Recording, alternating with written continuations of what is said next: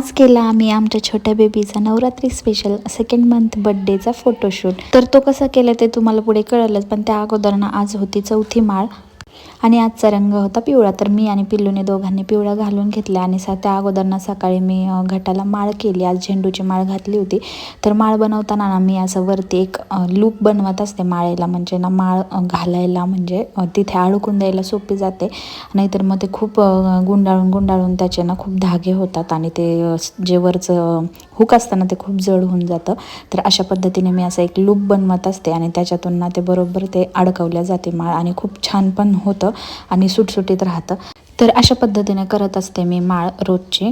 आणि त्यानंतर मग घटाला माळ घातली, पाणी घातलं, दिवाबत्ती म्हणजे दिव्यात तेल वाढवलं, उदबत्ती लावली, दर्शन घेतलं, आरती केली।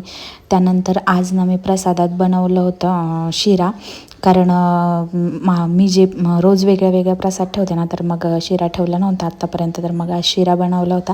आणि त्यानंतर आज मी फराळीची पनीरची भाजी बनवली, म्हणजे उपवासाची पनीरची भाजी।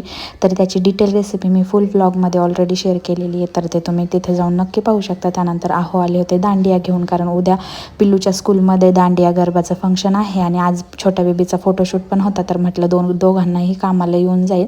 त्यानंतर फोटोशूटसाठी मी इथे ना रांगोळी तयार करते। ताटामध्ये मी देवीचा मळवट वगैरे बनवला आणि शेजारीच ते ठेवलं आणि मध्ये खणाच्या साडीचं असं मस्त गोल फ्लावर बनवल्यासारखं बनवलं आणि त्यामध्ये आम्ही छोट्या बेबीला ठेवलं होतं आणि खूप सुंदर फोटो आले तिचे।